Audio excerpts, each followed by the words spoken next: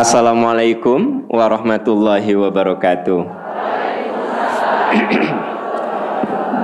Bismillahirrahmanirrahim. Alhamdulillahilladzi khalaqal mauta wal hayata liyabluwakum ayyukum ahsanu amala. Asyhadu an la ilaha illallah wa asyhadu anna Muhammadan abduhu wa rasuluh. Allahumma shalli ala Muhammad wa ala ali Muhammad kama shallaita ala Ibrahim wa ala ali Ibrahim fil alamina innaka Hamidum Majid. Alhamdulillah, Bapak, Ibu, sahabat Majelis Percikan Iman, dengan izin Allah Subhanahu wa taala, dengan kekuatannya kita semua bisa melangkahkan kaki hadir di sini. Dan alhamdulillah hari ini kita sangat-sangat berbahagia kehadiran sahabat saya, guru saya, Ustadz Umar Mita, yang beliau menyengaja dari Jakarta tadi malam nyampe jam 11 ya. Ustadz ya. Ahlan wa sahlan. Dan beliau berkenan untuk hadir di sini bersilaturahmi dengan kita. Ustadz, ini adalah jamaah percikan iman dari berbagai daerah. Ini terlihat ada yang berseragam. Ibu yang merah berseragam, itu teh merah kan? Oh, marun. Ya, marun teh merah kan? Ibu yang marun dari mana, Bu? Ciwaruga. Berapa Pajero ke sini? Lan? 3. Pajero, Ustaz. Jadi kendaraan kami menyebutnya Pajero, ya kan? Kalau Pajero di Jawa itu panas jepun jero, Ustaz.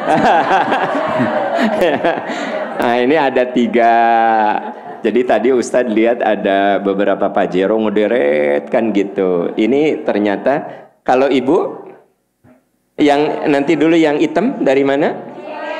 Soreang. Berapa Pajero? 1 Pajero. Terus ini ungu. Jadi Ustadz kalau yang grup itu biasanya berseragam. Oh, saya kira geng-gengan, Ustadz. Ya, enggak, karena pernah Ustadz mereka tidak berseragam, ketinggalan. Jadi ditinggalkan oleh temennya. Oh, gitu. Nah, semoga temannya diampuni dosa-dosanya. Ya, nah, jadi dari situ ya beliau-beliau ini dengan koordinatornya langsung menetapkan dress code, ya kan gitu. Bahkan karena menunggu dress code belum selesai di tukang jahit, diundur gitu.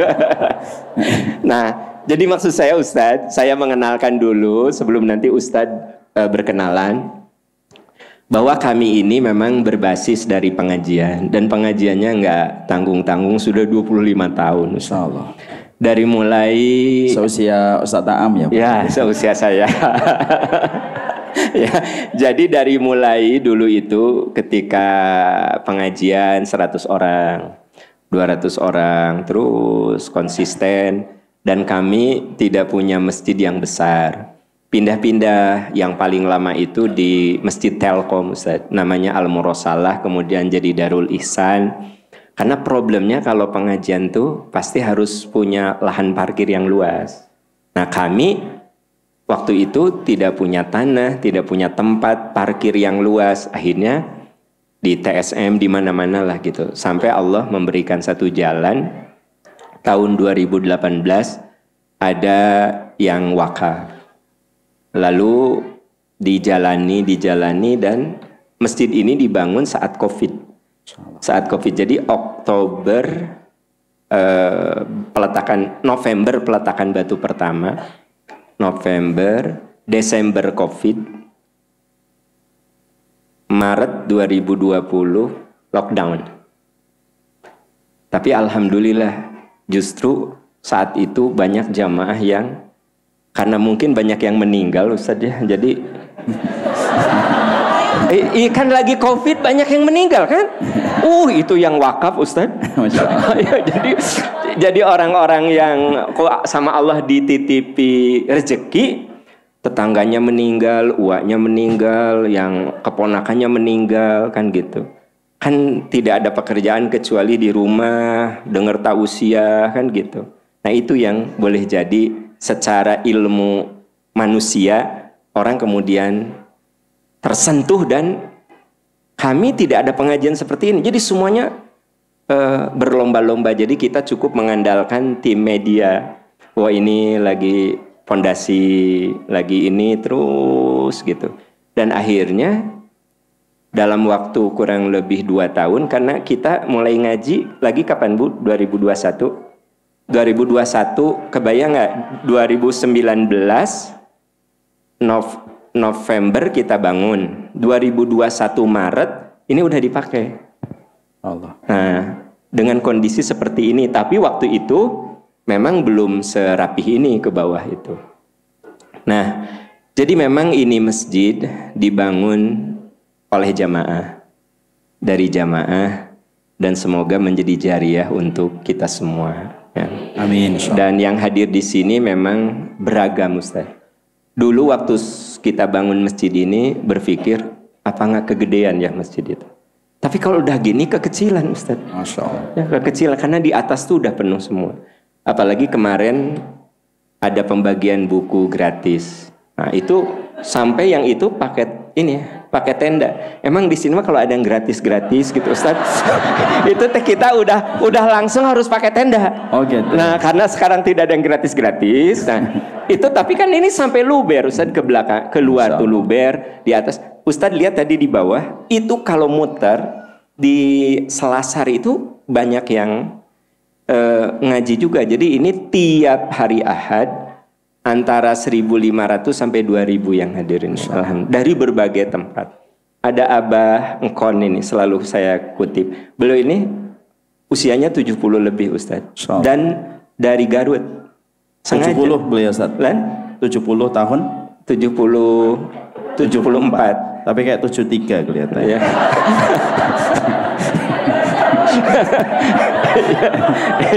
Ya. Ya. Itu dari Garut Ustaz. Berapa kali naik mobil Abah?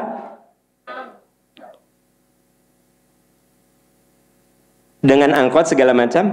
4 kali. 4 kali Ustaz. Lan? Naik ojek Mas. Oh, kalau naik ojek cuma 4 kali. Kalau angkot semua 6 kali. Masya Allah. Nah, ada lagi Abah siapa? Abah Jenal tapi nggak hadir. Abah Jenal mah mungkin nggak ada buku gratis kali Ustaz. Iya. Kalau Abah Jenal mah Ustaz, nggak saya jadikan contoh karena beliau itu umurnya Abah Engkon 70 lebih. Abah Jenal tuh 80 pakai motor Ustaz. Dari Cikole. Oh. Ustaz bayangkan Lembang. Saya tanya, "Bah kesini berapa lama?" Kadang 1,5 jam, kadang 2 jam. Motor gitu, ya kan? Jadi beliau ini jamaah yang ketika kami belum di sini, di TSM, pokoknya di berbagai tempat, karena semua masjid besar udah kita pakai, Salman, TSM, Uhuwa, Usdai, tapi memang yang paling lama waktu itu Darul Ihsan. Udah pindah, ya itu jamaah yang di sini rata-rata ngikut pindah-pindah. Nah, setelah kesini mulai Ustadz banyak yang milenial, yang ya gitu ya. Nah yang senior kelihatannya sudah ya sudah kelelahan atau mungkin sudah ada regenerasi lagi gitu loh. Jadi ini rata-rata memang usia milenial. 10% mungkin yang senior. Ayah ibu siapa? Bu Asih, ada Bu Asih, beliau guru Ustadz. Umurnya 84. Pernah kami kasih buku setebal 380 halaman. Saya tanya yang lain, udah dibaca? Sudah. Apa kata pengantar? Seminggu. Beliau Bu Asih udah 4 bab. Berarti sudah di pertengahan. Mereka cuma kata pengantar. Itu ya kan. Nah ini serba-serbi jamaah yang unik Ustadz, ya kan? Makanya kita jadi Ustadz tuh harus bersabar Ustadz. Nah itu gambaran jamaah kami dan alhamdulillah ini masjid memang didesain dalam arti begini. Ini tidak istimewa tapi sudah kita pikirkan. Seperti di atas Ustadz itu ada lubang-lubang, ini sebenarnya peredam. Jadi ini semacam studio raksasa sebenarnya, peredam. Terus ini jati. Kenapa enggak granit tapi jati? Itu ada filosofi secara peradabannya harus bagaimana. Dia lebih akrab dengan alam, anget juga. Terus ternyata untuk suara itu tidak memantul. Jadi dia nyerap. Terus ini kenapa? Kan ada jamaah gini, padahal rata, atau cina gitu. Atau cina meni rata. Nah itu tuh ternyata ada ilmunya. Kenapa begini gitu loh, ya. Ya itu gambaran singkat. Terus Ustadz di sana kalau hujan itu seluruh air hujan di bawah itu ada kayak biopori, tapi bioporinya segede mobil mobil yang kecil-kecil, ada berapa misalnya di sini di bawah. Jadi kalau hujan semua, termasuk juga tempat wudhu Ustadz. Jadi kita tuh punya konsep setiap tetes itu harus balik lagi ke bumi. Begitu memang sudah penuh maka larinya ke danau. Jadi memang kita berusaha, konsepnya adalah mengusung peradaban.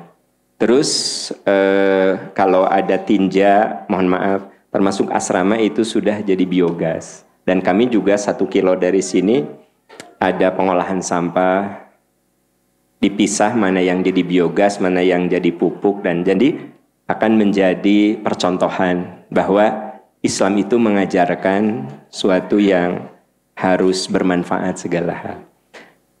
Itu Ustadz gambaran singkat ya. Teman-teman, beliau ini masih muda ya. Tapi luar biasa, alhamdulillah, kontribusi terhadap dakwah Islam itu luar biasa. Sehingga saya menganggap beliau adalah guru saya dalam bagaimana berdakwah yang bersifat kekinian. Kalau saya kan generasi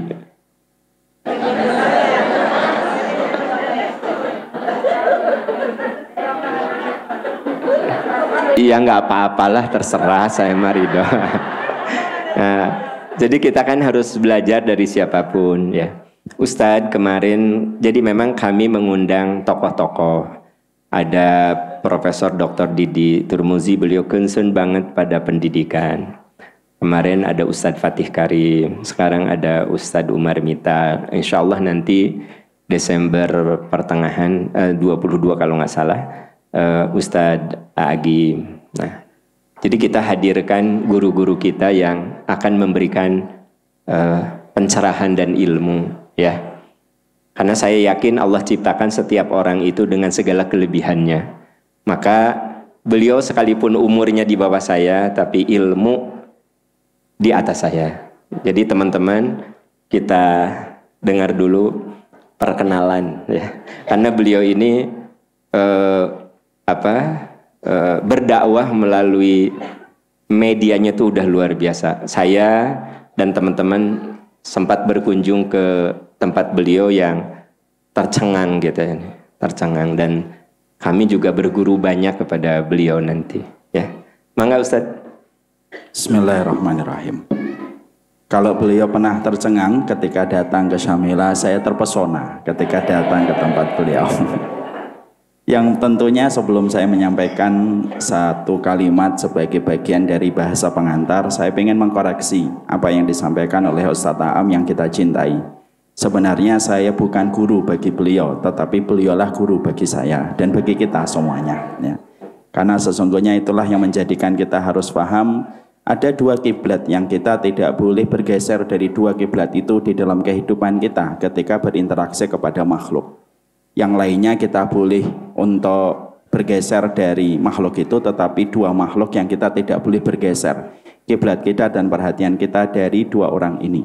Yang pertama tentunya adalah orang tua kita, yang kedua itu adalah siapapun yang mengajari kita dan memberikan petunjuk di dalam kehidupan sampai kita mengerti bagaimana kehidupan akhirat yang benar. Tentunya inilah yang menjadikan Imam Nawawi mengatakan sesungguhnya orang tua bagi kita itu ada dua. Orang tua yang melahirkan kita, memberikan tetesan air susu, memberikan kristalisasi keringat dari seorang bapak sampai kehidupan kita berjalan. Itu adalah orang tua kita. Yang kedua itu adalah man yu'allimuna fiddin. Siapapun yang mengajari kita agama, sesungguhnya itu adalah orang tua kita. Para ulama itu memberikan perhatian. Orang tua kita di dalam agama itu terkadang memiliki posisi yang lebih besar sekali. Karena sesungguhnya mereka mengatakan abawaikum yungzilukum minas sama ila dunya wa ma yu'allimukum yarfa'ukum minad dunya ila sama. Orang tuamu itu menurunkan kalian dari langit dunia menuju kepada kehidupan di dunia. Karena orang tua kita dari langit menuju kepada kehidupan di dunia. Tetapi guru kita mengajari kita dan mengangkat kita dari rendahnya dunia menuju kepada tingginya kehidupan akhirat. Itulah yang menjadikan kita harus selalu memahami Ustaz Am ini guru kita, guru saya secara khusus. Dan terus terang saya begitu terpesona tadi diajak jalan-jalan, beliau tadi keringetan dan ngos-ngosan. Dan alhamdulillah saya tidak ngos-ngosan. Memang umur tidak bisa dibohongin. Jadi alhamdulillah. Jadi saya tahu kenapa beliau belum membangun rumah di sini, karena beliau khawatir ngos-ngosan tiap hari. Tapi Masya Allah beliau telah mengajarkan kita banyak hal dan semoga kita menyertakan beliau di dalam setiap untayan doa kita. Semoga beliau dan orang tua tercinta beliau dilapangkan kuburnya diterima. Bahwasanya orang tuanya berbangga di hadapan Allah ketika telah meninggalkan keturunan yang berkhidmah kepada agama Allah dan bermanfaat bagi umatnya Rasulullah SAW. Makanya Masya Allah saya melihat ini, kalau ini dilihat dari Ustaz Am mungkin tidak akan pernah terjadi dan terwujud. Karena tadi saya mendapatkan sebuah quote yang luar biasa. Tahun 2019 beliau datang ke sini dalam kondisi masih belantara. Kalau bukan karena keyakinan, tidak akan terjadi apa yang kita lihat hari ini dan kita nikmati. Dan yang kedua, itu disebabkan karena sebuah doa dan ketulusan doa dari seorang ibu. Saya bisa duduk di sini, berdiri dalam kehidupan kami, Ustaz Am menjadi salah satu pribadi guru yang dicintai banyak orang, bukan karena kemampuan kita dan bukan karena kehebatan kita. Saya yakin sekali ada banyak orang yang lebih hebat daripada saya dan banyak orang yang lebih hebat daripada Ustaz Am. Tapi sesungguhnya lahirnya Ustaz Am ini dari tetesan air susu yang berkah, kristalisasi keringat yang berkah, yang membentuk kepada kehidupan Ustaz Am, dan Allah memberikan hadiah. Di usia beliau 50 tahun lebih Allah memberikan hadiah ini. Sama dengan hadiah yang Allah berikan kepada Nabi Muhammad ketika usia beliau 53 tahun, Allah memberikan hadiah kota Madinah bagi Nabi Muhammad SAW. Semoga beliau selalu dalam kondisi yang baik, kita menghormati beliau, kita mencintai beliau. Mari kita mencontoh Imam Syafi'i. Imam Syafi'i itu pernah jalan. Ketika beliau pernah jalan, beliau melihat ada Arab Badui. Pakaiannya kumel, penampilannya biasa sekali. Tetapi ketika Imam Syafi'i melihatnya, maka Imam Syafi'i mendatanginya, mencium tangannya, dan sangat takzim kepada Arab Badui tersebut. Murid-muridnya yang menjadi lingkar satunya Imam Syafi'i heran, yastagrib, siapa orang ini? Karena kami tidak pernah mengenal dan tidak pernah mengetahui tentang orang ini. Karena guru-guru Imam Syafi'i kami kenal, tetapi orang ini tidak ada pada list yang kami kenal dari gurunya Imam Syafi'i. Akhirnya muridnya itu bertanya sama Imam Syafi'i, siapa ini wahai Imam Syafi'i guru kami? Maka Imam Syafi'i tidak sungkan, tidak malu mengatakan ini adalah guruku. Lalu murid-muridnya sedikit berani mengatakan, ilmu apa yang telah diajarkan sampai engkau menetapkan beliau menjadi gurumu? Maka Imam Syafi'i berkata, beliau pernah berjumpa dengan saya. Pada saat itu saya sedang kebingungan untuk membedakan mana itu anjing yang sudah balik dan mana anjing yang belum balik. Maka Arab Badui itu menjelaskan kepada saya, wahai Syafi'i, kalau anjing itu belum balik, berarti kencingnya itu tidak mengangkat kaki. Kalau dia sudah balik, berarti dia kalau kencing mengangkat kaki. Berarti kalau ibu-ibu dan bapak nanti ngeliat ada anjing mengangkat kaki, dia balik. Ya. Jadi ternyata hanya satu ilmu saja, itu ternyata sudah cukup membuat Imam Syafi'i mencintai beliau, berbuat takzim dan hormat kepada beliau, dan menyertakan beliau di dalam kebaikan. Ini perlu saya sampaikan di awal, karena hari ini ada banyak fenomena jamaah yang ngaji hanya karena dia mendapatkan ustadz yang lain. Tidak apa-apa sebenarnya kalau memang mau berpindah, tapi terkadang justru dia menjelek-jelekan ustadz yang dulu pernah menggoreskan ilmu kepada hidupnya. Kadang-kadang mengatakan sesat kepada orang yang pernah mengajari Iqra, kadang-kadang mengatakan sesat ketika dulu pertama kali dia menata hidup. Jangan ya Bu, jangan ya Pak, jangan gitu. Jangan. Wah, ternyata penggemar sosial media, Ustaz. Mari kita doakan semoga diampuni, Ustaz. Dan itulah yang menjadikan kita mencintai beliau. Dan alhamdulillah saya ketika melihat ini, dan saya tadi terpesona ketika mendapatkan penjelasan ini baru dibangun 2019. Dari jalan setapak sampai akhirnya menjadi luar biasa kondisi dan keadaan. Disinilah kita mengerti, inilah arti sebuah keberkahan. Keberkahan itu kalau saya memiliki dua definisi. Ada definisi dari sudut pandang ulama, dan ada definisi dari orang-orang yang menurut saya mendapatkan keberkahan. Definisi secara ilmu, al-tri barokah itu kullu ma tuzidukum fit ta'ah. Apapun perkara yang menambah ketaatan kita dan rasa ibadah kita muncul, itulah keberkahan. Kita berhusnudon tanpa kita mensucikan siapapun dan apapun di hadapan Allah. Ini tempat yang berkah. Tempat yang asalnya tidak terjamah dengan ayat-ayat Allah, yang asalnya tidak terjamah dengan hadis Nabi, mungkin tidak terjamah oleh para guru untuk datang ke tempat ini. Akhirnya tempat ini menjadi menjadi tempat yang akrab dengan kalimat Allah, menjadi tempat yang akrab dengan hadis Rasulullah, dan menjadikan setiap guru ketika datang ke sini merasakan kenyamanan. Makanya saya berencana untuk datang ke sini nanti bersama keluarga saya, bersama 8 anak saya. Ya. Masya Allahnya biasa aja.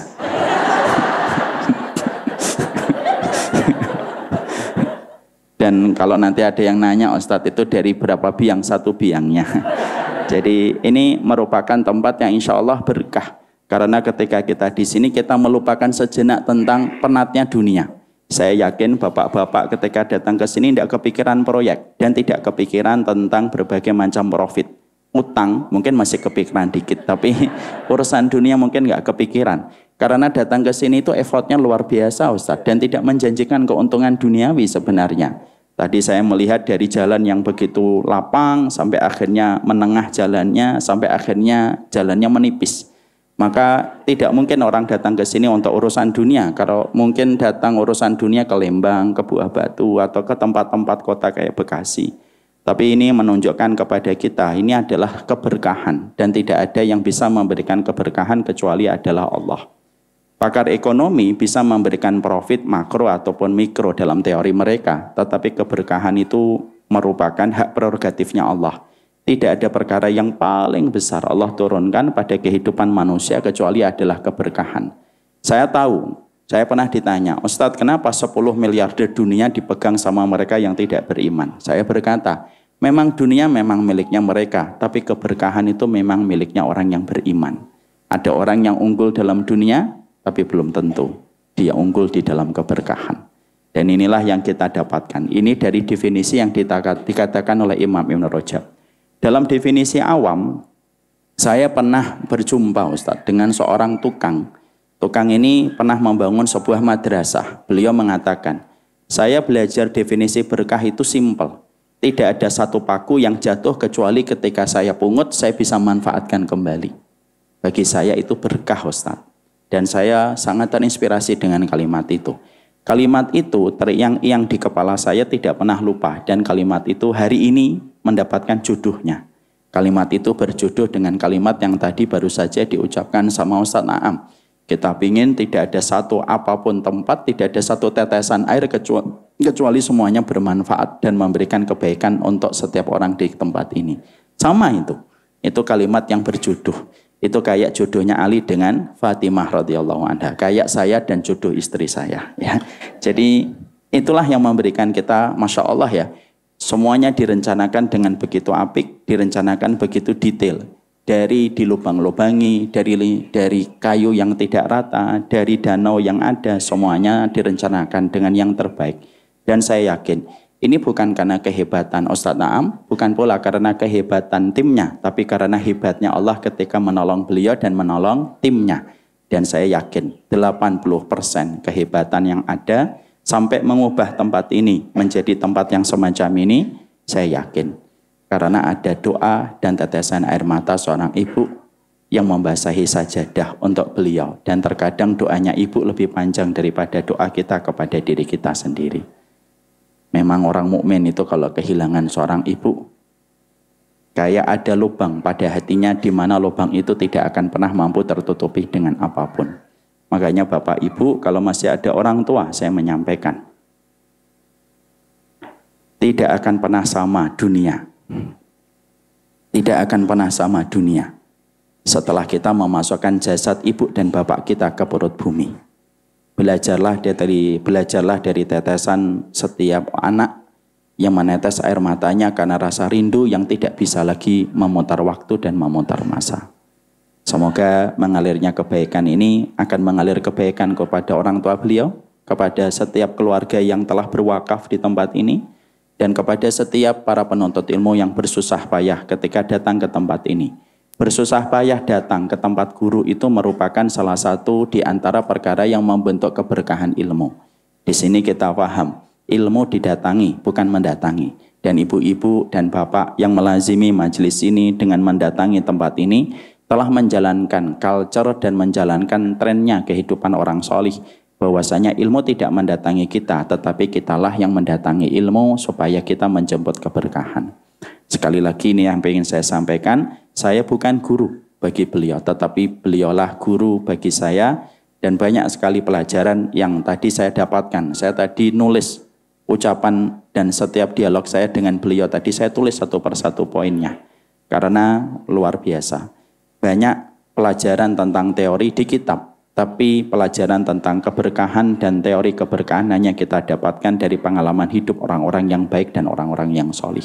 Semoga Ustadz Aam terjaga hatinya di dalam keikhlasan setiap waktu dan setiap saatnya, insyaallah. Insyaallah. Semuanya kita akan pulang dan semoga nanti pulangnya kita reuni akbar dengan orang tua tercinta. Amin, insyaallah. Saya memperkenalkan nama saya. Nama saya Umar Mita Abu Basam. Anak saya ada 8, istri saya ada 1. Istri saya tercinta namanya Feby dan saya memanggilnya dengan panggilan cinta, yaitu adalah Bibu. Nanti kalau bapak-bapak manggil istrinya, panggillah dengan panggilan cinta dan kasih sayang.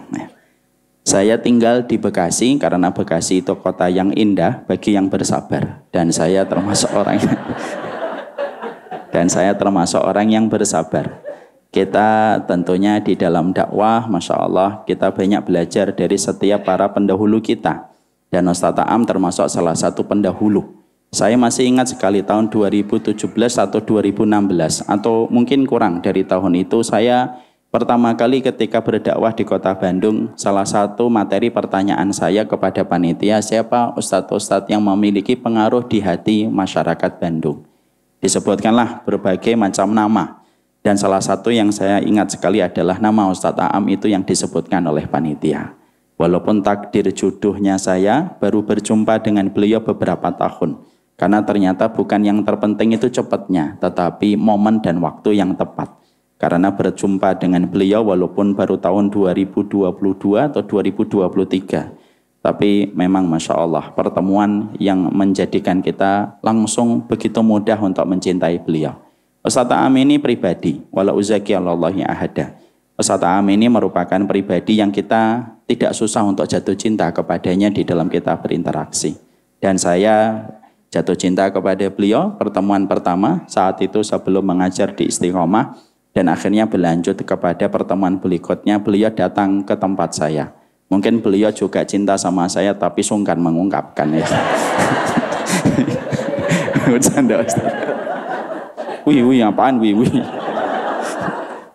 Maka akhirnya beliau datang ke kantor kami di Syamila. Ini murid-murid ini belum pernah datang ke Syamila, Ustaz. Oh pernah ya, alhamdulillah. Yang pernah semoga dapat berkah, yang belum pernah semoga kapan-kapan dapat berkah. Alhamdulillah akhirnya pertemuan itu berlanjut dan beliau memberikan contoh yang terbaik bagaimana beliau jauh lebih senior daripada kami dalam pengalaman dakwah, tapi beliau meminta kami untuk datang mengisi di kajian beliau. Di situ saya mendapatkan sebuah contoh yang baik. Tawaduk dan merendah itu tidaklah merendahkan kita, tetapi tawaduk itu justru meninggikan kita dan melangitkan kedudukan kita di hadapan Allah dan orang beriman. Saya mendapatkan contoh bagaimana beliau orang yang sepuh, ya, orang yang senior. Apa Ustaz? Beliau ini orang senior karena Ustaz berapa? 59. Kalau saya kan 45 Ustaz. Walaupun kayak 44 ya.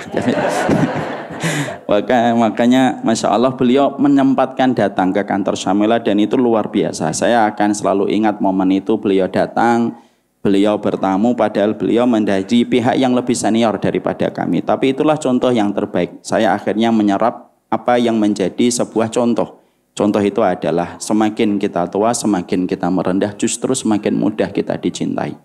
Dan itulah yang dicontohkan beliau. Jazakumullah khair atas contoh yang luar biasa itu Ustaz. Alhamdulillah kami memiliki lembaga dakwah. Kalau Ustadz Aam dengan percikan iman, sebenarnya dengan kapasitas jamaah dan tempat yang sebesar ini, tadi saya mengatakan kepada beliau harusnya tidak lagi namanya percikan iman, harusnya sudah berganti gelombang iman ini. Dari trim percik aja harusnya udah gelombang Ustaz. Tapi Ustaz, karena konsep kami tawadu. Oh gitu. Insya Allah. Tawadu itu kalau ngomong sendiri namanya riya. Maaf ya, karena saya pegang mic saya yang menang. Kalau tawadu yang ngomong orang Ustaz itu benar Ustaz. Ya, apa kita ganti pada momen ini dengan gelombang iman? Kalau gelombang iman kelihatannya estetika kata-katanya hilang ya Ustaz ya. Ustaz megang mic lagi. Dan ini masalahnya di aktenya Ustaz. Iya, ya. Susah. Ya, Insya Allah. Iya, masalah manusia bisa diatur Ustaz. Tapi Masya Allah saya memiliki dakwah. Nah kita konsepkan nama dakwah kita adalah Syamilah dengan sebuah tagline yang kita miliki. Tagline kita itu adalah senyawa seilmu sesurga. Kenapa senyawa? Sebelum saya menjelaskan tagline yang menjadi moto kehidupan dakwah kami, mungkin sebagian dari kita ada yang bertanya, Syamilah itu apa sih Ustadz? Yang pertama, Syamilah itu memiliki makna diambil dari bahasa Arab. Dia bukan nama dari bahasa Indonesia dan bukan nama dari nama penyanyi dangdut. Ada yang mungkin ini Syamilah lalalala kan gitu. Jadi tidak sama sekali. Syamilah itu diambil dari kata syamilah yashmulu, artinya syumul, artinya kita ingin menyampaikan dakwah itu secara keseluruhan. Kita ingin bahwasanya dakwah itu hadir pada kehidupan umat dan umat itu betul-betul bagaimana kehidupan mereka bernafaskan dengan ilmu, karena ilmu tidak pernah menyulitkan kita. Ilmu itu justru memudahkan kehidupan kita. Yang berat itu pengamalan pertama, tetapi yang paling ringan pengamalan berikutnya. Karena ilmu itu selalu memberikan petunjuk sebagaimana cahaya memberikan kemudahan di tengah kegelapan yang kita rasakan. Itulah yang dinamakan dengan Syamilah. Lalu tagline-nya senyawa, seilmu, sesurga. Senyawa itu artinya kita ingin berdedikasi di dalam dakwah itu, ingin menjadikan semua itu kayak keluarga. Makanya ada sebuah keterangan menjadi keluarga di antara keramaian umat. Jangan sampai kebalik ya. Jangan menjadi ramai di tengah umat. Nah itu berbeda. Kita ingin menjadi keluarga di tengah keramaian umat. Dedikasi kami, keinginan kami, dan harapan kami, saya tuh pengen dekat dengan para murid-murid dan jamaah. Tadi Ustadz Aam bisa nyebutkan nama satu persatu murid-muridnya. Itu merupakan salah satu keinginan kami. Saya ingin bahwasanya nanti hubungan kita dengan para jamaah itu bukan hubungan normatif, tapi hubungannya sudah kayak keluarga. Kita tidak ingin merangkul umat yang besar, tapi kita ingin merangkul umat yang memiliki sebuah kaidah sholabah. Ada nilai inti pada kekeluargaan kita, makanya namanya senyawa. Seilmu artinya kita sama-sama ikrarnya, yaitu komitmen untuk mengikuti sunnah Rasulullah SAW. Artinya kita tidak ingin berdasar kepada khurafat, kita tidak ingin berdasar kepada tahayul, tetapi semua berdasarkan kepada dalil-dalil yang kita peroleh dari kitabullah dan sunnah. Dan yang ketiga, sesurga, supaya semangat kita itu betul-betul memasukkan orang ke dalam surga dan bukan mengeluarkan manusia dari surga. Semuanya saudara. Kalaupun kita mendapati perbedaan fikih, fikih itu luas. Yang sempit itu adalah hati kita. Makanya saya dengan Ustadz Aam mungkin ada 1-2 perbedaan. Cara beliau pakai peci beda dengan peci saya, ya kan? Cara beliau pakai batik, saya pakai gamis. Nah, itu cara mungkin itu masalah yang pasti kita temukan. Tapi fikih itu luas. Yang sempit itu hati kita. Dan kita ingin sekali bahwasanya umat ini betul-betul bersaudara. Hari ini ada 2 kubu ekstrim, kalau saya boleh menilainya. Ada kubu yang begitu gampang menyesatkan dan membid'ahkan dengan begitu mudah, tanpa kaedah-kaedah yang diperhatikan secara teliti. Akhirnya tidak ada kalimat kecuali bid'ah semuanya. Yang sempurna hanya dia saja dan kelompoknya. Dan mereka menutup diri. Dan semoga kita tidak termasuk di dalamnya. Ada ekstrim yang kedua yang sedikit-sedikit mengatakan Wahabi. Semuanya dikatakan Wahabi. Dan akhirnya ini menjadi 2 titik ekstrim yang membuat resah dan membuat gelisah bagi kita yang tidak ingin kondisi itu berlarut-larut. Saya yakin Ustadz Aam juga gelisah dengan kondisi itu ya Ustadz. Karena kita tidak ingin bahwasanya belajar agama itu tidak sebagaimana kita belajar main klub bola dan supporter bola. Mungkin supporter bola punya fanatisme, tapi belajar agama itu jangan ada fanatisme yang menjadikan kita saling bertengkar. Kadang-kadang saya itu bingung. Saya itu kadang-kadang ada yang mengatakan saya Wahabi, ada yang mengatakan saya Ahlul Bid'ah. Makanya kadang-kadang saya tanya, sebenarnya saya itu Wahabi atau Ahlul Bid'ah? Gitu. Tapi itulah yang menjadi keinginan kami. Kita ingin membangun persaudaraan. Kalaupun kita mendapatkan di dalam perjalanan dakwah ini, kita bertemu dengan orang yang berbeda secara fikih, secara ijtihad, kita tetap memiliki komitmen ukhuwah dan bersaudara. Karena ukhuwah itu bukan fikih, ukhuwah itu akidah. Di mana tidak ada yang menyatukan kita kecuali adalah Allah dan Rasulnya. Kalau Rasulullah hidup di antara kita, lalu kita gampang menyesatkan orang, kira-kira Rasulullah sedih nggak kalau umatnya Nabi Muhammad kita yang memiliki seakan-akan legitimasi untuk mengeluarkan umat ini dan kita putuskan koneksi dia dengan Rasulullah? Mungkin Rasulullah sedih, lah itu umatku kok kamu malah keluarkan dia dari umatku. Tentunya kita jangan sampai memiliki sikap yang berlebihan ketika kita berbicara kepada saudara-saudara muslim. Itulah sedikit sekelumit tentang ta'aruf dan tentang perkenalan. Nah, lebih lengkapnya nanti insya Allah kapan-kapan kita bisa bertaaruf lebih panjang lagi. Tetapi saya kira itu mewakili dari sebuah pengantar ya, dari apa yang saya usung, dan semoga insya Allah antara percikan iman dan syamilah nanti bisa bersinergi di dalam kebaikan. Makanya tadi saya sempat agak menggoda Ustadz Aam, boleh nggak saya raker di sini Ustadz? Oh boleh, Masya Allah. Kenapa saya meminta beliau? Karena saya tahu saya tidak mungkin ditolak sama beliau. Beliau itu sebenarnya sayang sama saya tapi tidak mengungkapkan. Semoga Allah memberkahi beliau dan memberkahi dakwahnya beliau. Monggo Ustaz. Ya. Jazakumullah khairan katsira Ustaz, yang alhamdulillah kita mendengar pemaparan yang begitu indah ya. Karena memang kenapa saya mengundang guru-guru seperti Ustadz Umar Mita, ya supaya kita ini bisa bersatu dalam hal-hal yang sama dan menghargai dalam hal-hal yang berbeda kan gitu. Karena kita tidak mungkin cara berpikir segalanya kudu sama gitu. Boro-boro level kita, level para sahabat saja yang mereka itu murid Nabi, kadang ada perspektif hukum yang berbeda gitu. Jadi ada satu kalimat penting bahwa fikih itu luas. Tadi Ustaz, tapi kadang hati kita yang sempit. Nah, semoga kehadiran Ustadz Umar Mita itu semakin mengokohkan, menguatkan ukhuwah kita, bahwa cara berpikir ada yang berbeda itu sudah dipastikan terjadi. Tapi biarlah itu dibingkai dengan hati yang bersih, hati yang luas, hati yang ikhlas, sehingga kita bertemu di dunia dan bertetangga di surga insya Allah. Amin. Insya Allah. Amin. Amin.